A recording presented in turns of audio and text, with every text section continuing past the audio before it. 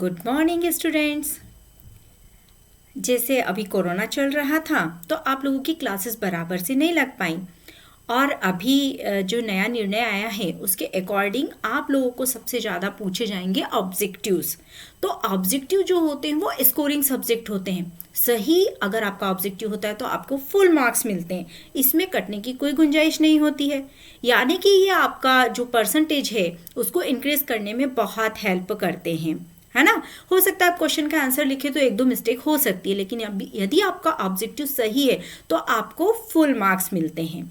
और जब इस बार पैटर्न जो हमारा एग्जाम का है उसमें यही है कि जो सह विकल्पी क्वेश्चंस होते हैं यानी कि ऑब्जेक्टिव टाइप क्वेश्चंस होते हैं वो क्वेश्चंस ज़्यादा आएंगे, है ना। तो आपका जो परसेंटेज है वो भी बहुत अच्छा बनेगा। तो मैं इसीलिए आप लोगों को सारे ऑब्जेक्टिव्स पढ़ाऊंगी जो कि इन एग्जाम में 100% आने की संभावना है। जो मैं आप लोगों को पढ़ा रही हूँ ना उनमें से कई क्वेश्चंस जो होंगे वो आपके एग्जाम में आ जाएंगे, है ना। तो आपका बहुत अच्छा रिजल्ट आएगा। इसके साथ साथ आपके लिए एक और बेनिफिट ये रहेगा कि आप इसके बाद कोई सी भी एग्ज़ाम देते हैं, जैसे कि नीट की एग्ज़ाम देते हैं, नर्सिंग की एग्ज़ाम देते हैं, जैसे बीएससी नर्सिंग हुआ, आप लोगों को पता होगा ना, जैसे एम्स वगैरह होते हैं इनमें भी नर्सों की पोस्ट होती है, आर्मी में होती है। तो यहाँ पर भी यही ऑब्जेक्टिव्स पूछे जाते हैं। तो यदि हम अभी से इनकी तैयारी शुरू कर दें, हमारी एग्ज़ाम की प्रिपरेशन होगी बोर्ड 12th बोर्ड एग्ज़ाम की, उसके साथ साथ हम कंपटीशन की तैयारी करेंगे। और आप लोगों को पता है कि बस जैसे ही आपकी एग्ज़ाम्स होती है उसके बाद में मई और जून में, मई में नीट की परीक्षा होती है और उसके बाद जून में जो होता है वो नर्सिंग की एग्ज़ाम्स होती हैं। तो आप लोग इसके फॉर्म भी भराते हैं, है ना। तो आप पहले फॉर्म भी भर सकते हैं और उसके बाद में आप इन जगह पर अप्लाई करके यहाँ पर आप पढ़ाई भी कर सकते हैं। कोई डॉक्टर बन सकता है, कोई नर्स बन सकता है। तो बायोलॉजी ही आता है, उसमें सबसे ज़्यादा जो क्वेश्चंस आते हैं वो बायोलॉजी के आते हैं। तो अब हम स्टार्ट करते हैं, इनको पढ़ के समझते हैं। और मोस्टली नीट की एग्ज़ाम में तो मैं जो आप लोगों को क्वेश्चंस पढ़ा रही हूँ इनमें से कई क्वेश्चन सेम टू सेम आएंगे, है ना। बोर्ड पेपर में तो आएंगे ही आएंगे और उसके साथ साथ इस एग्ज़ाम में भी आएंगे। तो आपकी एक साथ दो काम हो जाएंगे, है ना। एक एक के साथ एक फ्री है ना। तो बस ऐसे स्टार्ट करते हैं हम। तो यहाँ पर जो हमारा फर्स्ट चैप्टर है उस चैप्टर के पहले हम क्वेश्चंस तैयार कर लेते हैं, है ना। वो है जीवों में जनन। तो जीवों में जनन से रिलेटेड जितने भी क्वेश्चंस आने की संभावना है वो मैं सब यहाँ पर आपको पढ़ा रही हूँ, है ना। फर्स्ट क्वेश्चन जो है उसको हम लेते हैं, तो वो क्वेश्चन है हमारा ये वाला कि पेनिसिलियम नामक कवक में असेक्सुअल रिप्रोडक्शन मुख्य रूप से किस संरचना के द्वारा होता है ना। पेनिसिलियम के बारे में आप जानते होंगे। पेनिसिलियम क्या है? एक प्रकार की कवक है, एंटीबायोटिक्स भी बनते हैं ना। तो बस यहाँ पर क्या पूछा गया है कि पेनिसिलियम नामक कवक में असेक्सुअल रिप्रोडक्शन या अलैंगिक जनक मुख्य रूप से किस रचना के द्वारा होता है। आप लोग ऑब्जेक्टिव करते समय इस बात का विशेष ध्यान रखेंगे कि उसमें पूछा क्या गया है।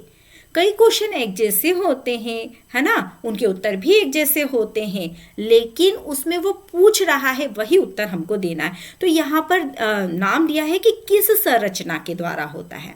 तो उसके पहले हमको इसका उत्तर देने के पहले हमें इसके बारे में जानकारी होना चाहिए। तो मुकुलन क्या होता है, विखंडन क्या होता है, कॉनोडिया क्या होता है और जैमेल क्या होता है। तो मुकुलन आप लोगों ने देखा होगा, जो बर्ड्स होती हैं, जो पेड़ वगैरह होते हैं छोटे छोटे, आपने देखा होगा ना साइड से ब्रांचेस निकल जाते हैं। जैसे मैं सिंपल सा आपको बताती हूँ, ये इस तरह की रचना है ना, साइड से निकलने लग जाती है। विखंडन होना, इन दो पार्ट में टूट जाना, जैसे ये कोई एक चीज है ये दो पार्ट में टूट जाए, है ना। और ऐसे ही स्पंज जो होते हैं उनमें जेम्यूल, ये क्वेश्चन कई बार एग्जाम में आया है, आगे मैं आपको इसको भी डिस्क्राइब करूंगी। लेकिन यहाँ पर है पेनिसिलियम का नाम दिया है, तो पेनिसिलियम जो होता है, कवक जो होता है, उसमें बनते हैं कोनोडियास। यानी कि इसका जो उत्तर हमारा होगा वो होगा कोनोडिया होगा हमारा इसका उत्तर।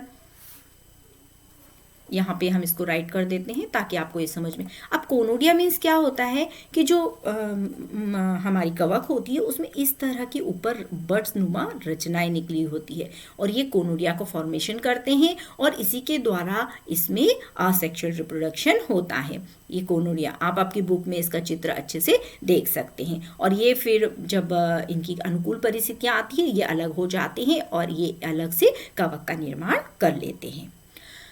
नेक्स्ट इसका ऑब्जेक्टिव है विषम युग्मजी पादप हैं। विषम युग्मी देखो दो तरह के बनते हैं, युग्मक जो बनते हैं दो तरह के होते हैं, एक समयुग्मिक होते हैं, एक विषम युग्मिक होते हैं। समयुग्मिक में क्या होता है, दोनों एक जैसे होते हैं। दोनों कैसे होते, एक जैसे होते हैं यानी कि सेम टू सेम होते हैं। लेकिन विषम युग्मी में दोनों युग्मक अलग अलग होते हैं, है ना। अधिकतर क्या होते हैं, जैसे विषम युग्मी को ले तो उनमें एक जो फीमेल का होता है वो गोल होता है, अचल होता है, जबकि यदि हम मेल का लेते हैं तो वो चलने वाला होता है और लंबाई में भी होता है।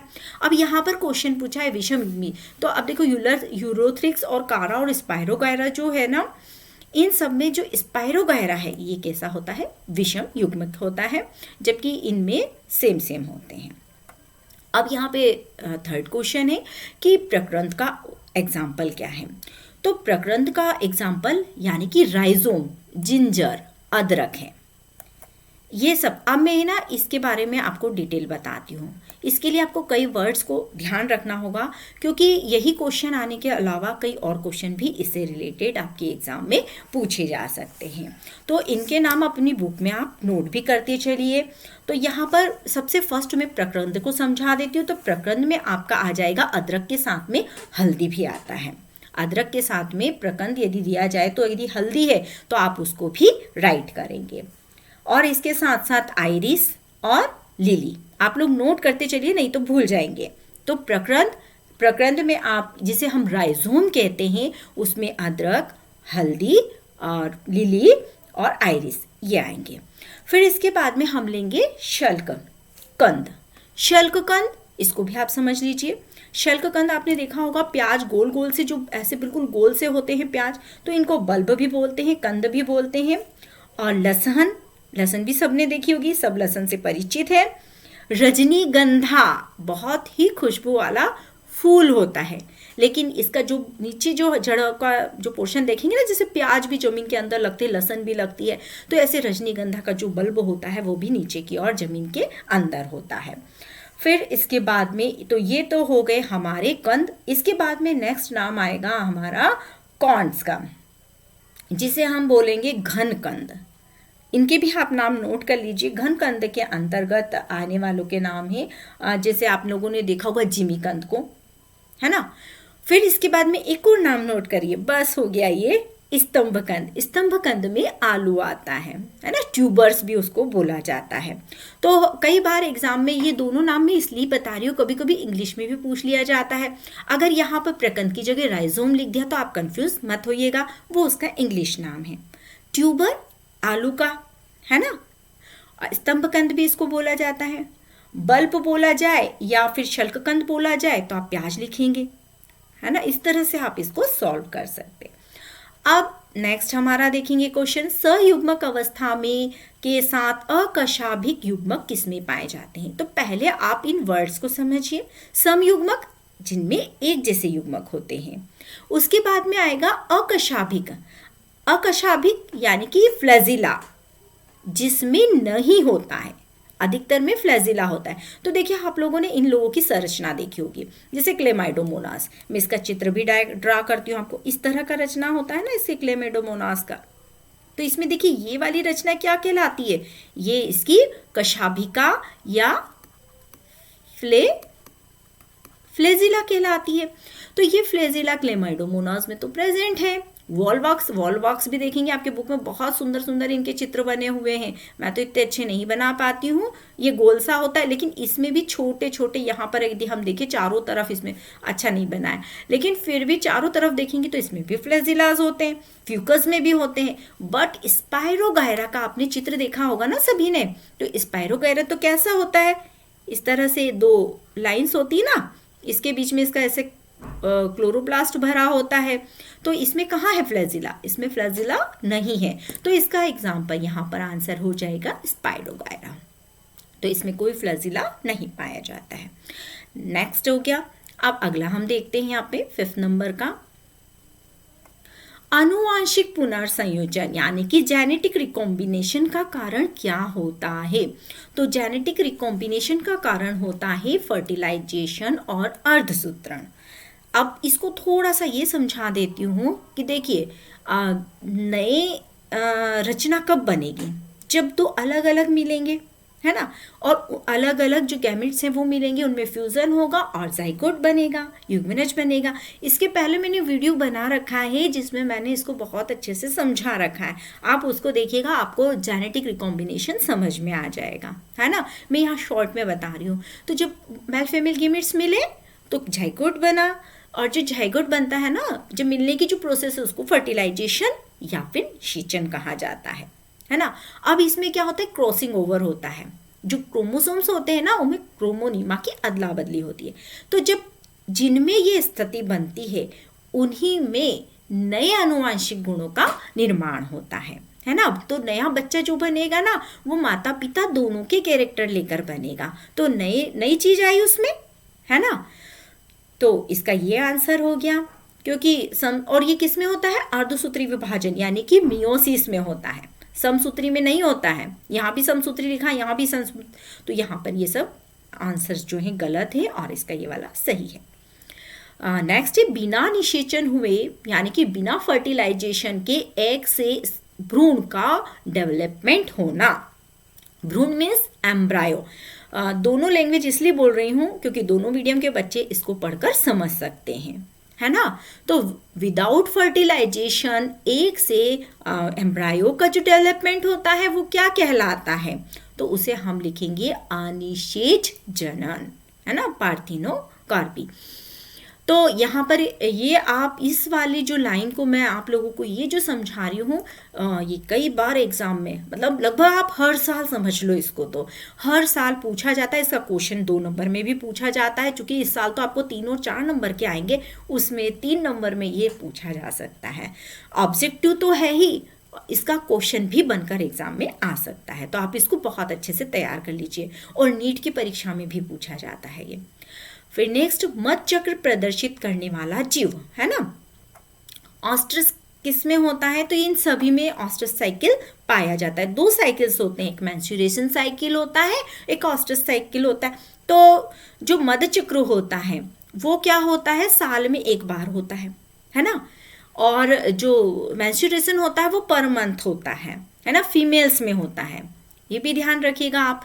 तो यहाँ पर भेड़ में भी होगा, कुत्ता में भी होगा और गाय में भी होगा, यानी कि हमारा उत्तर आ गया है इनमें से सभी में होगा। अब जेम्यूल के निर्माण द्वारा असेक्सुअल रिप्रोडक्शन होता है, किसमें होता है? तो स्पॉन्ज में होता है।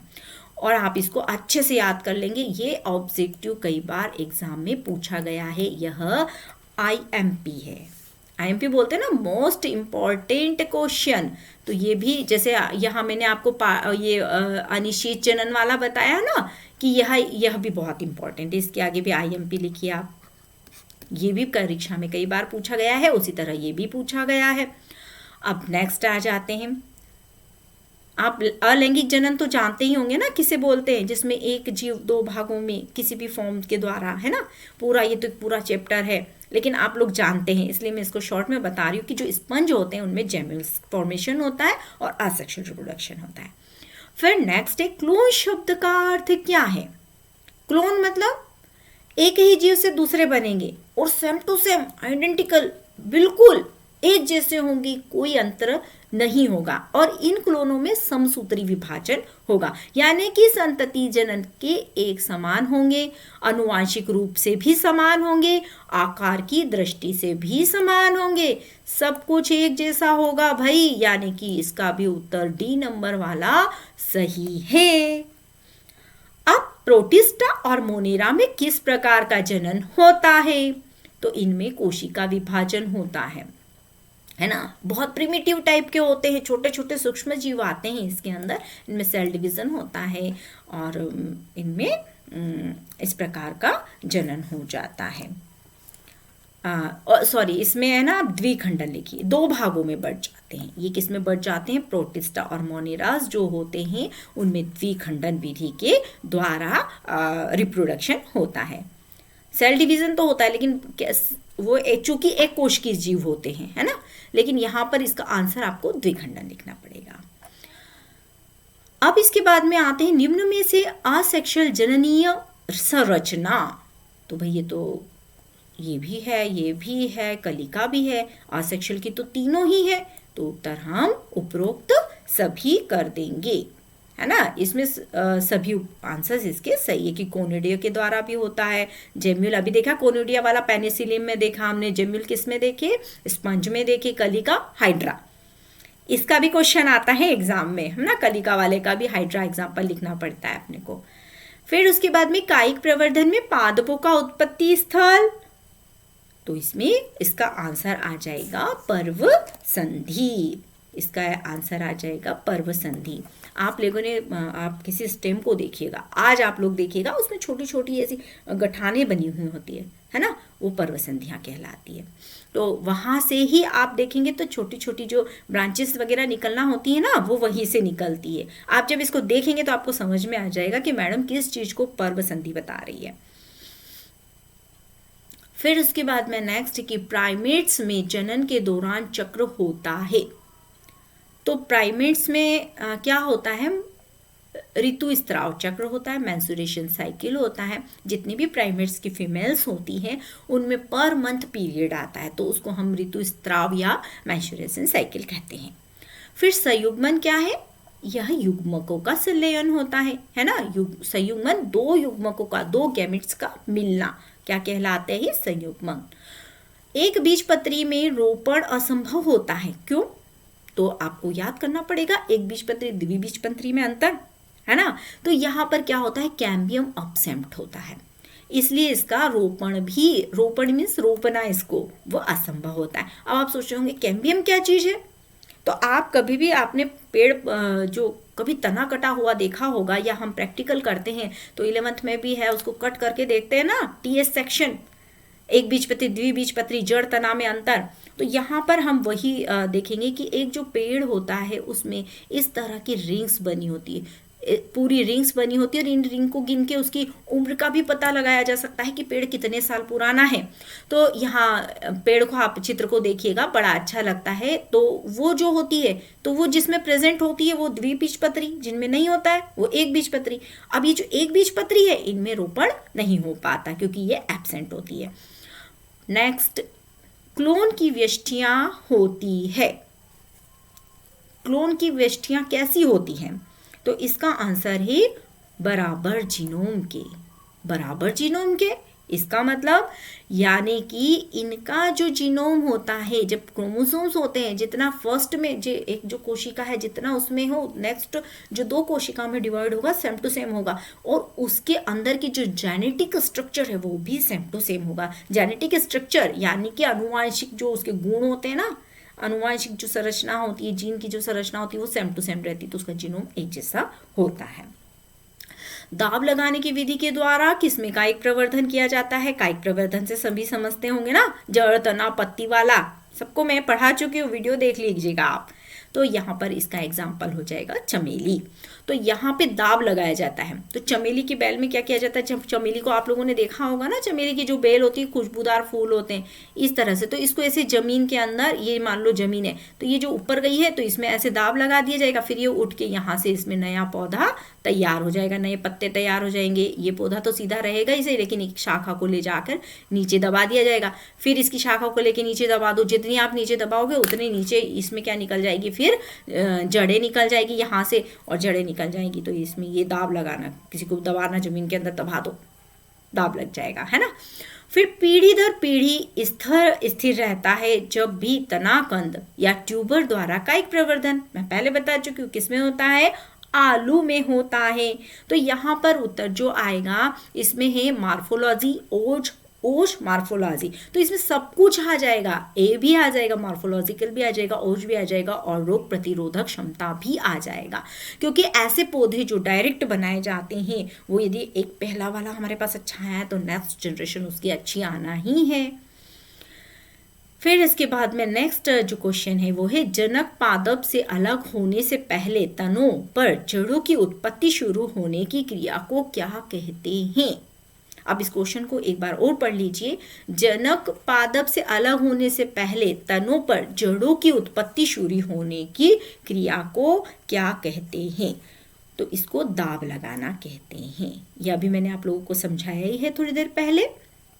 फिर ऑस्टस चक्र, ये भी अभी आप लोगों को बताया। तो किस में होता है, स्तनधारी मादाओं, ये प्राइमेट्स को छोड़ के, है ना।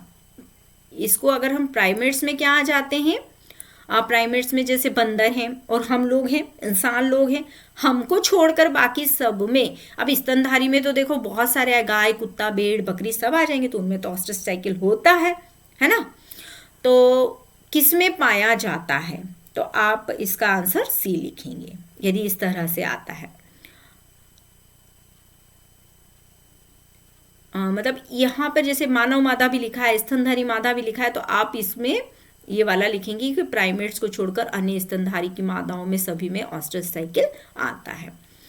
फिर इसके बाद में है अगुणित कोशिकाओं के संलयन की प्रक्रिया को कहते हैं। अगुणित हैप्लॉइड सेल्स हैं, जब ये आपस में मिलती है तो क्या होता है। जब हैप्लॉइड सेल्स आपस में मिलती है तो इसे हम क्या बोलेंगे, सिनगैमी या संयुग्मन। इसके बाद में कुकुर यानी कि डॉग का जीवन कितना होता है, तो ये 20 साल तक जिंदा रहता है।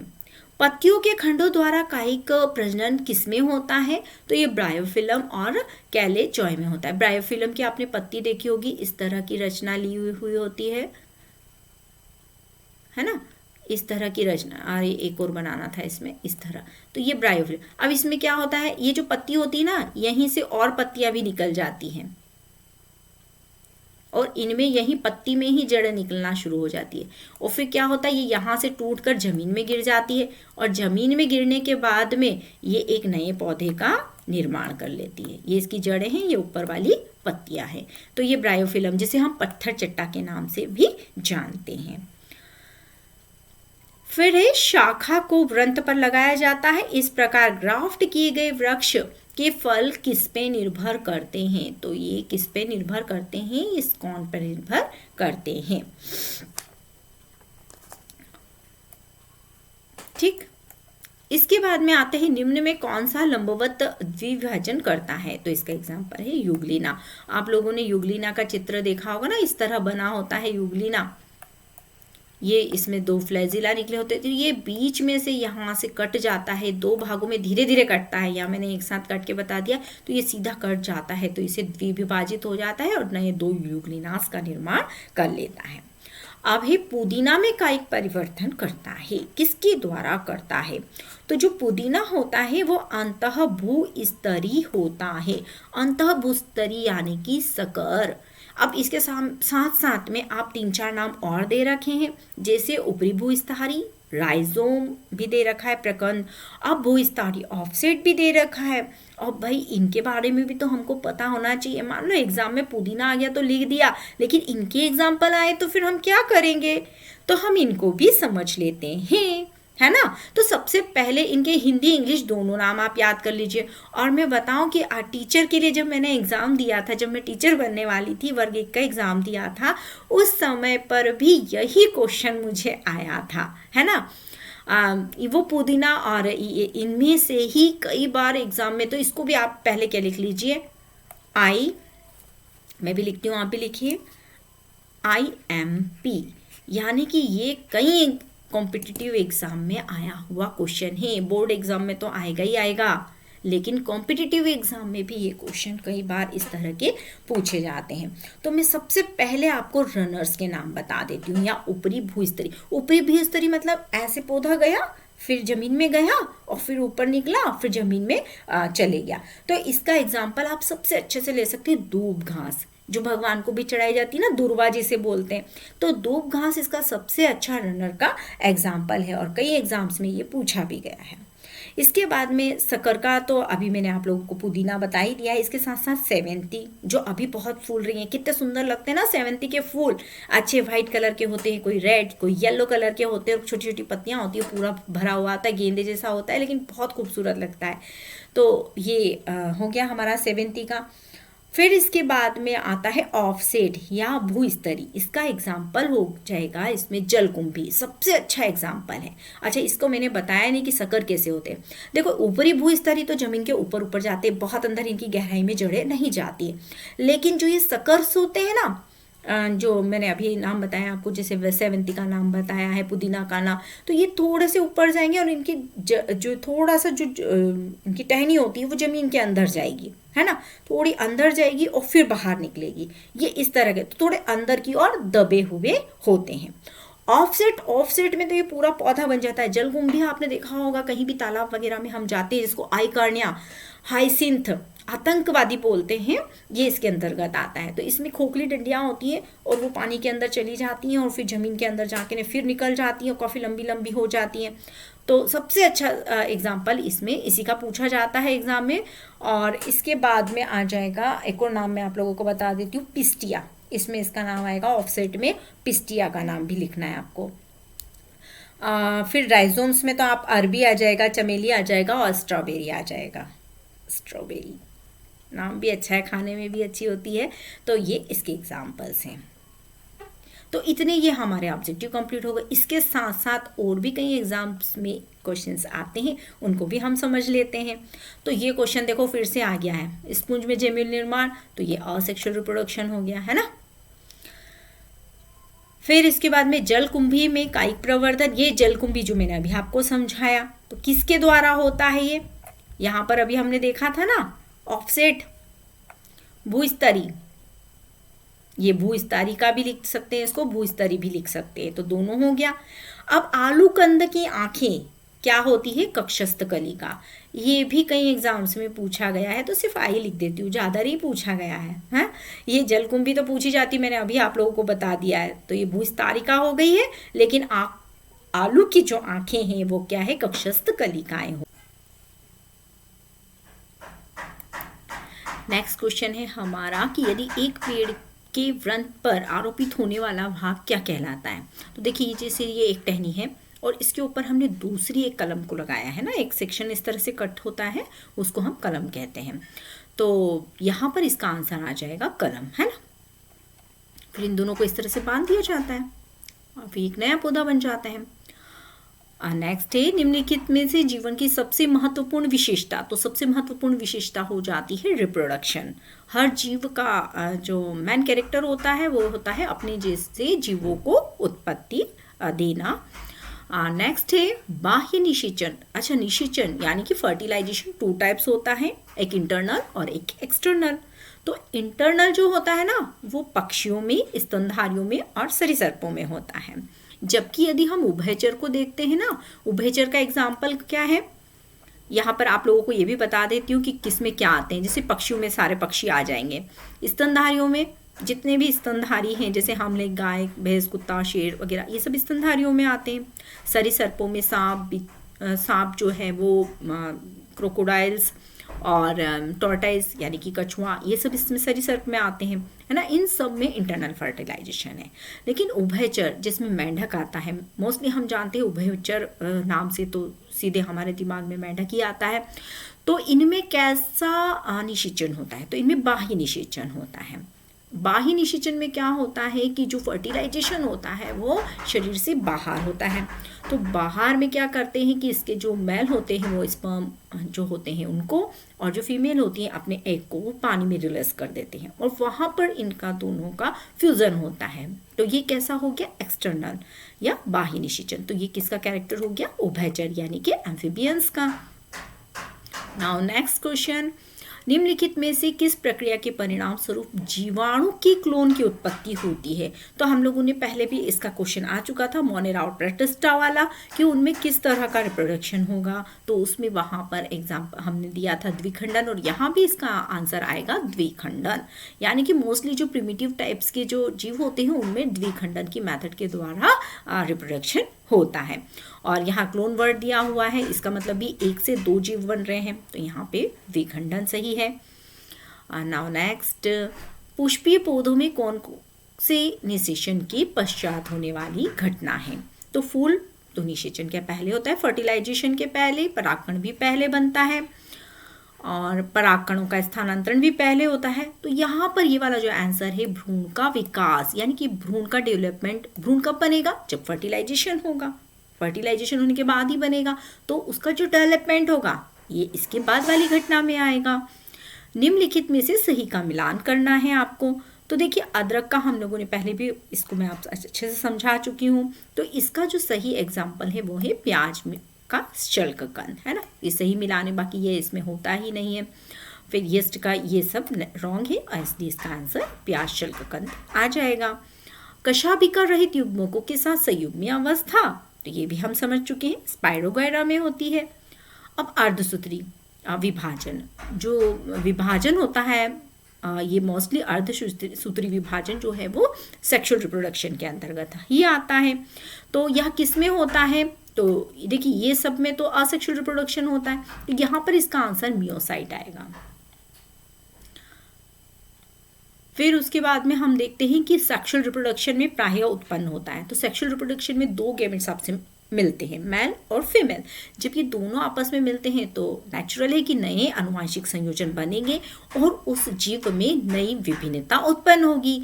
तो यहाँ पर हम इसका आंसर लगाएंगे नए आनुवांशिक संयोजन और जो विभिन्नता उत्पन्न करते हैं, तो ये इसका आंसर हो गया।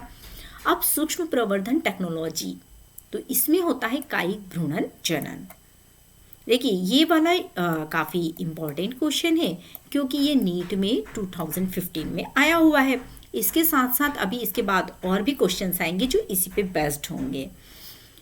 नेक्स्ट हम इसको पढ़ते हैं, उसके बाद में इसको मैं थोड़ा सा और आपको डिटेल जब नेक्स्ट क्वेश्चन आएगा तब समझाऊंगी। निम्नलिखित में से कौन सा जंतु सजीव प्रजक है? अब सजीव प्रजक क्या होता है? जो कि बच्चों को जन्म देते हैं। और अंडे प्रजक क्या होते हैं? जो अंडे को जन्म देते हैं, है ना। अंडे होते हैं उनके, जैसे पक्षी को देखेंगे तो वो अंडा ही देता है। तो यहाँ पर देखिए सजीव यानी कि बच्चे देने वाला। तो क्वेश्चन यहाँ पर एक वर्ड डाल दिया है नहीं, तो हमको नहीं वाला बताना है। तो देखिए हाथी का बच्चा होता है, बैल का बच्चा होता है, चमगादड़ का भी बच्चा होता है ना। हालांकि ये आकाश में उड़ता है, हमको पक्षी जैसा लगता है, लेकिन ये किस में आता है? स्तनधारी में आता है। तो यहाँ पे सजीव प्रजक नहीं है, तो आंसर आ जाएगा हमारा प्लेटिपस। प्लेटिपस जो होता है वो क्या देता है? अंडे देने वाला होता है।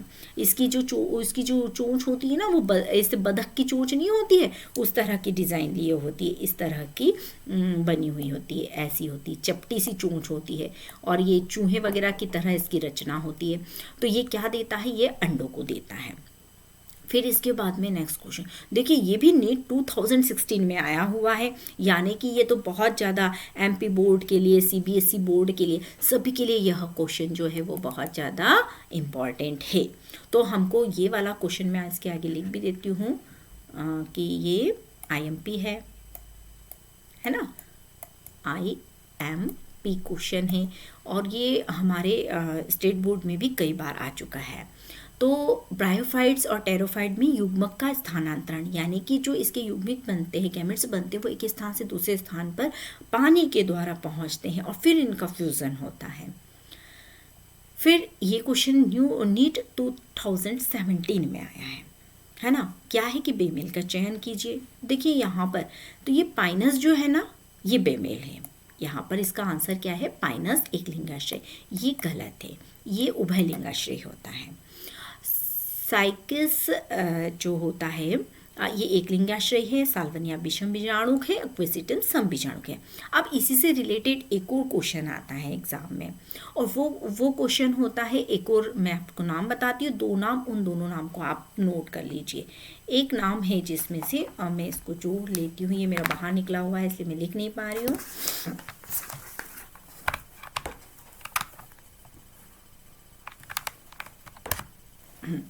तो देखिए यहाँ पर आप नाम नोट करिएगा,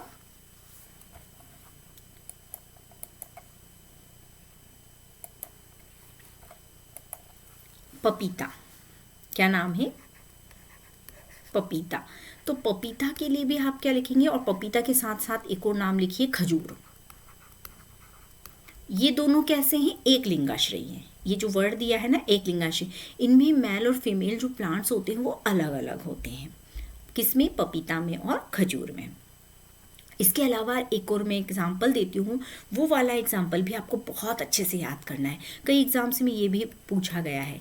एक नाम लिखिए आप नारियल का, और कुकुरबिटा। कुकुरबिटा वाला जो कुल होता है, इसमें आ जाते हैं आपके कद्दू, ककड़ी, लौकी, है ना, इस तरह के जो होते हैं वो कुकुरबिटा में आते हैं। तो ये क्या होते हैं? ये उभय लिंगाश्रय हैं। ये कैसे हैं? उभय लिंगाश्रय, पाइनस की तरह। लेकिन पपीता और खजूर कैसे हैं? एक लिंगाश्रय हैं। तो ये चूंकि नीट में भी आया है, और आप लोगों की भी कई स्टेट बोर्ड के एग्जाम में, सीबीएसई के एग्जाम में ये कई बार ये वाला क्वेश्चन पूछा गया है। तो इसको हम लिख सकते हैं वेरी IMP। इसको आप बहुत अच्छे से तैयार करिएगा। इसके बाद में कुछ ऑब्जेक्टिव्स भी हैं। इन ऑब्जेक्टिव को भी हम समझ लेते हैं कि पराग कोश में परागकण किस अवस्था में बाहर निकलते हैं। तो इसका आंसर हो जाएगा द्विकोशिकीय अवस्था में। आप लोग नोट कर लीजिए, यहाँ पे लिखिए द्विकोशिकीय अवस्था। सेकेंड है नारियल का पानी तरल। एग्जाम्पल, तो ये भ्रूणपोष का एग्जाम्पल है। इसका भ्रूणपोष कैसा होता है? बहुकेंद्रिक। आप इसको भी नोट करिए, कैसा होता है? नारियल का पानी बहुकेंद्रीय होता है, और यहाँ पे भ्रूणपोष इसका एग्जाम्पल हो गया। अब इसके बाद में नेक्स्ट है नर युग्मक तथा मादा युग्मक के संचयन की क्रिया क्या कहलाती है? तो सिंपल, फर्टिलाइजेशन इसका आंसर है। बीजांड से निषेचन के पश्चात क्या बनते हैं? तो देखिए इसको आप IM पे लिख लीजिए, क्योंकि ये क्वेश्चन कई बार एग्जाम्स में पूछा गया है। तो यहाँ इसका उत्तर हो जाएगा बीज, है ना। बीजांड से निषेचन के पश्चात बीज बनता है।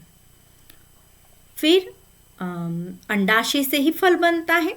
आप लोगों ने इसका जब फूलों का स्ट्रक्चर पढ़ा होगा तो देखा होगा, इस तरह से हमारी एक वृत्तिका होती है ना, ये वर्तिकाग्र है यहाँ पे, और ये वर्तिका है, और इसके अंदर यहाँ पर इस तरह की रचना ली होती है, और इसमें बीज होते हैं छोटे छोटे। तो ये जो इसका स्ट्रक्चर, ये वाले जो रचना होती है, जो इसके अंडाशय की दीवार होती है, ये अंडाशय है, और इसकी जो ये दीवार है ना, ये क्या बन जाती है? बाद में फल की जो बाहरी जो लेयर बनती है फल की, वो पूरी आउटर लेयर उसको बनाने का काम करती है। तो अंडाशय जो है ना, ये जो पूरा, ये किस में कन्वर्ट हो जाता है? बाद में फल में कन्वर्ट हो जाता है। फिर इसके बाद है आवृत्ति बीजी में भ्रूणपोष कैसा होता है? तो यहाँ पर आवृत्ति बीजी में जो भ्रूणपोष होता है ना, वो ट्रिप्लायड होता है। कैसा होता है? 3N वाला होता है। ट्रिप्लायड होता है। यहाँ पे 3 केंद्रकों का संयोजन होता है, इसलिए इसे हम ट्रिप्लायड। आपको इसको और अच्छे से समझना है तो आप मेरा पुराना जो मैंने पहले वीडियो बना रखा है इस चैप्टर का, उसको आप पूरा अच्छे से समझ सकते हैं, देख सकते हैं। फिर अनावृत बीजों में देखिए, यहाँ पे तो 3N हो गया है, लेकिन यहाँ एक और वर्ड आ गया अनावृत। तो अनावृत में यह अगुणित होता है, हैप्लाइड होता है यहाँ पर। फिर एक ही पुष्प में परागकोश के परागकण का उसी पुष्प के वृत्तिकाग्र तक पहुंचने की क्रिया क्या कहलाती है? देखिए, परागण हो गया, एक परागकण निकल के दूसरे फूल पे गया तो परागण हो गया, लेकिन अलग अलग प्रकार का है ना। स्वपरागण, पर परागण। एक ही फूल पे हो रहा है तो स्वपरागण, दूसरे पुष्प पे जा रहा है या दूसरे फूल के ऊपर जा रहा है ना, एक तो उसको हम पर परागण के नाम से जानते हैं। तो यहाँ पर क्या लिखा है? एक ही पुष्प के परागकण का उसी के वर्तिकाग्र पर जाना, तो ये क्या कहलाएगा? स्वपरागण। इसमें अंतर भी याद कर लीजिएगा आप। फिर बीज रहित फल बनने की क्रिया को क्या कहते हैं? अनिषेच फलन। इसको बोलेंगे अनिषेच फलन। ये देखिए MP में 2010 में आया है। नेक्स्ट 2009 में भी एक क्वेश्चन आया कि परागकण की बाह्य भित्ति क्या कहलाई, तो परागकण की बाह्य भित्ति क्या कहलाती है, एक्साइन, स्पोरोपोलिन की बनी हुई होती है। इसको भी आप नोट कर लीजिएगा, है ना, कभी आ जाए तो। अब यहाँ पे इसके बाद सही जोड़े हैं, तो आपको ये सही जोड़े में ये जो चित्र नजर आ रहा है ये किसका नजर आ रहा है, ये पुष्प की लंबवत काट का है, तो आप इससे इसको मैच कर सकते हैं। फिर ये परागकण हमें दिख रहा है, ऐसे स्ट्रक्चर होता है। आप लोग जब एक्सपेरिमेंट करेंगे तो माइक्रोस्कोप में देखिएगा, जो हिबेसिकस होता है ना, लाल फूल होता है, उसका बहुत सुंदर सा परागकण होता है येलो कलर का। तो यहाँ पे हम इसको परागकण लिख सकते हैं, से इसको सेट कर देंगे। ये देखिए ये द्विबीजपत्री है, चने हैं, तो हम इसको चने को बीज से मैच कर सकते हैं। इसके बाद में ये हमारे अंडाशय की गांठ है, तो हम इसको इससे मैच कर देंगे। अब इसके बाद में और भी सही जोड़ी है, अनिषिज फलन, तो ये किससे मैच खाएगा, केला से। आप लोगों को जब भी सही जोड़ी हल करना होता है तो एग्जाम में बच्चे क्या करते हैं, बिल्कुल खिचड़ी बना देते हैं। आपको ऐसा नहीं करना है, जो उसका आंसर है, जैसे अनिश्चित फलन, तो इसके यहाँ डैश लगा के आप इस पे लिख सकते हैं केला, है ना, तो कि इसका आंसर हो गया केला, है ना। इस तरह से आप सामने ही उसको लिख सकते हैं अच्छे से, सुंदर से हैंडराइटिंग में। फिर उसके बाद में लिख सकते हैं भ्रूणकोश। नेक्स्ट हम देखेंगे भ्रूणकोश। तो भ्रूणकोश का रिलेशन किससे है, मादा युग्मोद्भिद से है। माइक्रोस्कोप यानी कि छोटे छोटे बीजाणु, तो इसे हम क्या बोलेंगे, परागकण। मेगास्पोर कौन हो जाता है, दीर्घ बीजाणु कौन हो जाता है, तो फीमेल का हो जाता है वो तो यहाँ पर। फिर नेक्स्ट देखेंगे वृद्धि प्रसारण। वृद्धि प्रसारण यानी कलिकायन, ये वाला पहले भी ऑब्जेक्टिव आ चुका है। फिर बीज, बीज किससे, सिंपल सा हम समझ जाएंगे कि इसका जो कनेक्शन है वो अंकुरण से है, तो हमारी सही जोड़ी आसानी से बन जाएगी। फिर कुछ क्वेश्चंस ऐसे भी आते हैं कि एक शब्द में उत्तर लिखिए, तो कई बच्चे इसको बहुत बड़ा लिखते हैं। बहुत बड़ा लिखने की आवश्यकता नहीं है, आप एक शब्द में है तो एक शब्द या एक लाइन में आप इसको आंसर लिख सकते हैं। बिना निषेचन के फलने को बनने की क्रिया क्या कहलाती है, पार्थिनोकार्पी या फिर अनिषेच फलन कहलाती है। देखिए इसके उत्तर भी यहाँ पर दिए हुए हैं, आप इसमें से इसको नोट कर सकते हैं। बीज को छोड़कर अन्य किसी विधि द्वारा आनुवांशिक समरूप पौधे उत्पन्न किया जाने की क्रिया क्या कहलाती है, वो वृद्धि प्रसारण कहलाती है। नर युग्मोद्भिद की प्रथम कोशिका, तो ये तो हमें पता ही है, परागकण होते हैं। फिर प्रथम नर युग्मक का अंड कोशिका से दूसरे नर युग्मक का ध्रुवी कोशिका से संलयन की क्रिया क्या कहलाती है, तो इसे डबल फर्टिलाइजेशन। इसको भी मैंने बहुत अच्छे से अपने यूट्यूब चैनल में जो वीडियो डाला है उसमें समझा रखा है, तो आप इसको भी समझ सकते हैं कि एक नर युग्मक का अंड कोशिका में दूसरे नर युग्मक की ध्रुवी कोशिका से जो फ्यूजन होता है वह डबल फर्टिलाइजेशन कहलाता है। ये तो इम्पॉर्टेंट है ही सही, इसका जो क्वेश्चन एग्जाम में आता है डबल फर्टिलाइजेशन का, वो 11th में भी आता है, 12th में भी आता है, आप अच्छे से इसको तैयार कीजिएगा। फिर नेक्स्ट है हमारा बिना निषेचन नर मादा युग्मकों के संयोजन से बीज का निर्माण होता है, तो उसे क्या कहते हैं, उसे असंजनन कहते हैं, है ना। ये भी बहुत ही अच्छा क्वेश्चन है, ये भी कई बार पूछा गया है कि बिना फर्टिलाइजेशन के, यानी कि दोनों का फर्टिलाइजेशन ना हो और बीज बन जाए तो उसको क्या कहेंगे, तो उसे एपोमाइटिक या फिर असंजनन कहेंगे। तो आप इसको भी अच्छे से, इसका क्वेश्चन भी एग्जाम में आ सकता है, ये क्वेश्चन भी एग्जाम में आ सकता है, ये क्वेश्चन भी एग्जाम में आ सकता है। फिर इसके बाद में नेक्स्ट हमारा क्वेश्चन आ जाता है कि पादप उत्तक संवर्धन द्वारा अत्यंत कम समय में अधिक संख्या में बहुत सारे पौधों को संवर्धन करने की प्रोसेस क्या कहलाती है, तो इसे हम सूक्ष्म प्रसारण के नाम से जानते हैं। और ये क्वेश्चन हमारा पहले भी आया था, है ना। तो यहाँ पर मैं इसको बता दूं कि इसको टिश्यू कल्चर के नाम से जानते हैं, है ना। जैसे कोई पौधा है उसके ऊपर के एपिकल से जो भी ग्रोइंग पार्ट होता है उससे किसी भी सेल को लिया जाता है, कल्चर मीडिया में रखा जाता है और उसको ग्रो करवाया जाता है। फिर उससे एक ही सेल से काफ़ी तेज़ी से इसमें रिप्रोडक्शन होगा, काफ़ी तेज़ी से डिवाइड होंगे और बढ़ेंगे, और फिर बाद में क्या होगा, काफ़ी सारे, मतलब एक छोटे से इससे काफ़ी सारे पौधों का निर्माण हो जाएगा, है ना। तो ये पादप उत्तक संवर्धन होता है और काफ़ी सारे इससे बनाए जा सकते हैं, इसे सूक्ष्म प्रसारण के नाम से भी जाना जाता है। एक पराग नलिका में कितने नर युग्मक होते हैं, भाई इसको भी आप IMP लिख लीजिए, ये क्वेश्चन भी ऑब्जेक्टिव कई बार पूछा गया है ना, बहुत इंपॉर्टेंट है, तो आपका आंसर आ जाएगा। तो निम्नलिखित में सबसे ज़्यादा लंबा कौन जीता है? तो सबसे ज़्यादा लंबा जो है वो कछुआ जीता है, 200 साल तक ही जीता है, बाकी सबकी तो कम है। असेक्सुअल रिप्रोडक्शन में भाग लेने वाले जनकों की संख्या केवल 1 लेता है और 2 से बनती है ना। निम्नलिखित में किसके द्वारा जीवन की निरंतरता बनी रहती है ना? तो रिप्रोडक्शन, वही अपने जैसे जीवों को जन्म देते रहो और निरंतरता बनी रहेगी। अगर जीव रहेगी नहीं तो कहाँ बनेगी? निषेचन के बाद अंडाशय में परिवर्तित हो जाता है आग फल में, है ना। ये हो गए हमारे कंप्लीट। इसके बाद में अगला क्वेश्चन पे हम आ जाते हैं। निम्नलिखित में कौन सा समूह सजीव प्रजक है, यानी कि जो बच्चे देता है? तो स्तनी सजीव प्रजक, बाकी सब तो अंडे देने वाले होते हैं, तो यहाँ पे इसका आंसर स्तनी होते हैं। फिर निम्नलिखित में किसमें मासिक चक्र पाया जाता है? तो ये बंदर में पाया जाता है, बाकी सब में तो ऑस्टर्स पाया जाता है, दूसरी तरह का होता है। फिर अमीबा और यीस्ट में विभाजन तथा मुकुलन द्वारा असेक्सुअल रिप्रोडक्शन करते हैं, क्योंकि ये सभी कैसे हैं? एक कोशिकीय जीव होते हैं। धान के पौधे में नर युग्मक के केंद्र में 12 गुणसूत्र होते हैं। इस पौधे के मादा युग्मक, युग्मनज और नवांकुर की कोशिकाओं में गुणसूत्रों की संख्या क्या होगी? तो देखिए, चूंकि मेल में 12 है तो फीमेल में भी ऑब्वियसली कैसे होना चाहिए? 12 होंगे। अब जो 12 मिल जाएंगे तो कितने हो जाएंगे? 24। तो युग्मक हो गया 12 और युग्मनज और नवांकुर यानी उसमें से नया अंकुर निकला, तो वहां पर भी 24 ही संख्या होगी। तो ये आंसर इज राइट। अमीबा और जीवाणु में एक कोश के जीवों में प्राकृतिक मृत्यु नहीं होती, कभी भी नहीं मरते, अमर जीव होते हैं ये। क्यों? क्योंकि इनका जो शरीर होता है संततियों में वितरित होता जाता है, बार बार इनमें डिवीजन होता है और बार बार नए जीव का निर्माण होता रहता है, इसलिए ये कभी भी नहीं मरते। अब मक्का, ये भी एक बीजपत्री है। प्रौढ़ शीर में गुणसूत्रों की संख्या यदि 20 है तो पौधे में लघु बीजाणु मात्र कोशिका में गुणसूत्रों की संख्या क्या होगी? तो ये भी सेम टू सेम होगी, 20 ही होगी।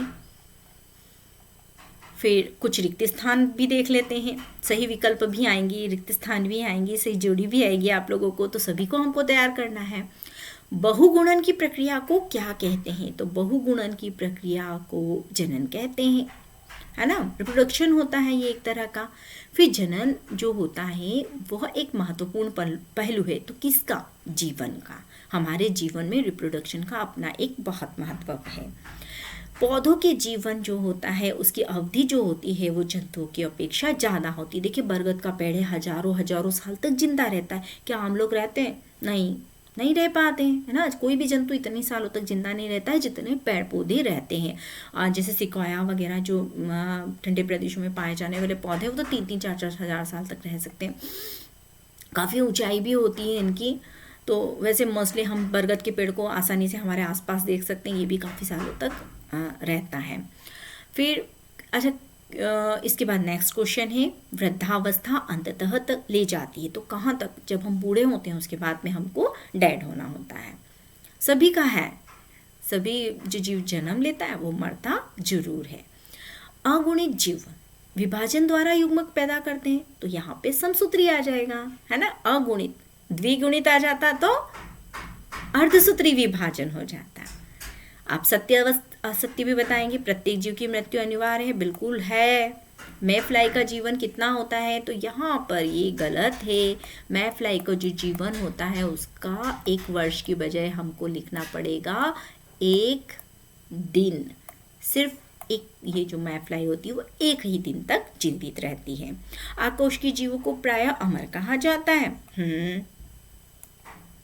ठीक है। फिर ऐसे पौधे जिनमें मेल फीमेल दोनों पुष्प लगते हैं, एक लिंगाश्रय नहीं, उभय लिंगाश्रय कहते हैं इनको, तो द्विलिंगी होते हैं ये।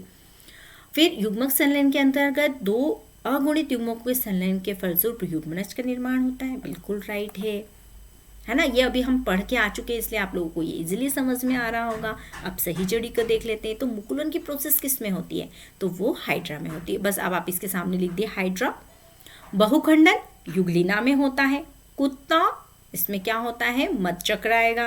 उभयचर, इसमें एक्सटर्नल फर्टिलाइजेशन होता है।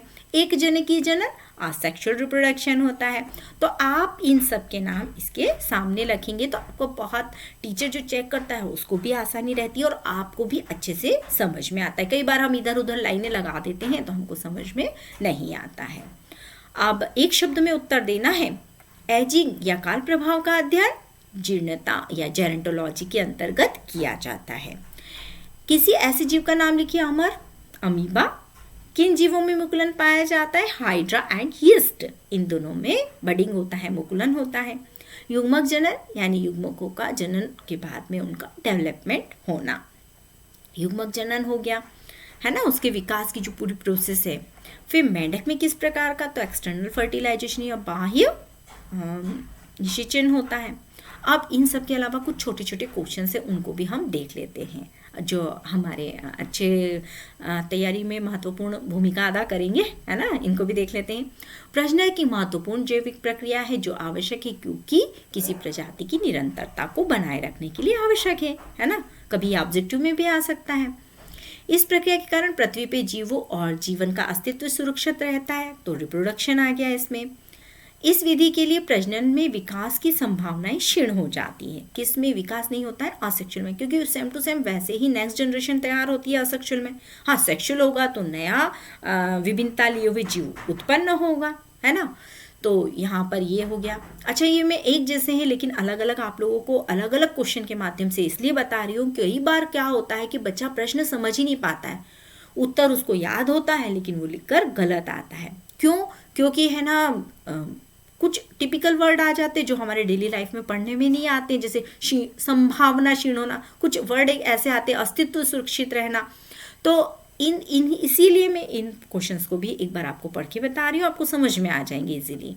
असेक्सुअल रिप्रोडक्शन के फलस्वरूप एक जनित संरचना एवं अनुवांशिक गुणों इस संतति को क्या कहते हैं? तो क्लोन कहते हैं। ये भी इंपॉर्टेंट है भाई, एक जैसे बनते हैं इसमें।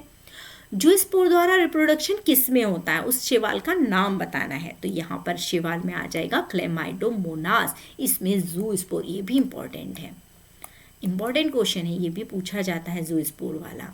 और जेम्यूल या गैम्यूल दोनों वर्ड लिख सकते हैं। वृद्धि प्रजनन करने वाला स्पॉन्जिला, है ना, ये भी एक स्पॉन्ज है। फिर इसके बाद में नेक्स्ट कशाभिका युक्त बीजाणु को क्या कहते हैं? तो जिनमें कशाभिका, अभी आप लोगों को बताया था ना, क्लेमाइडोमोनास, इस तरह का इसका नाशपति पेयर शेप होता है ना, क्लेमाइडोमोनास शैवाल, ऐसा लगता है जैसे दो आंखें हो इसकी, ये क्लेमाइडोमोनास। इसमें जो होता है बीजाणुओं को जूस्पोर्स कहा जाता है।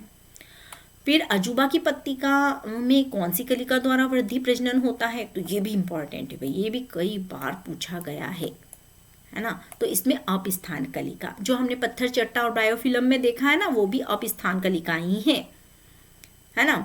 उनका आंसर भी यही आएगा। अजूबा की पत्तिका भी यही है।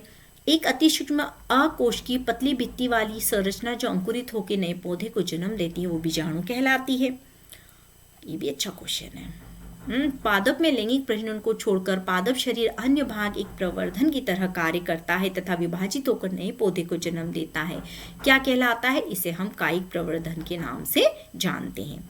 ऑक्सिलिस में कायिक प्रजनन किस रचना के द्वारा होता है? तो बल्बिल्स या पत्र कलिकाओं के द्वारा होता है। जीवन अवधि मतलब जीव जब जन्म लेता है और उसकी प्राकृतिक मृत्यु हो जाती है वो उसकी जीवन अवधि कहलाती है। ठीक। और फर्टिलाइजेशन वह प्रक्रिया जिसमें मेल फीमेल दोनों मिलते हैं और जाइगोट बनाते हैं, वो फर्टिलाइजेशन कहलाती है। तो ये सब कुछ क्वेश्चंस थे, आप लोग इन क्वेश्चंस को अच्छे से तैयार कर लीजिएगा। आपको बायोलॉजी फील्ड में किसी भी एग्ज़ाम में, कॉम्पिटिटिव एग्ज़ाम में आपको फिर कोई नहीं रहेगा। आपको अगर टीचर भी बनना होगा ना तो यही क्वेश्चंस में से क्वेश्चंस आएंगे। तो आप इन क्वेश्चंस को अभी से अच्छे से प्रिपेयर करिए, है ना।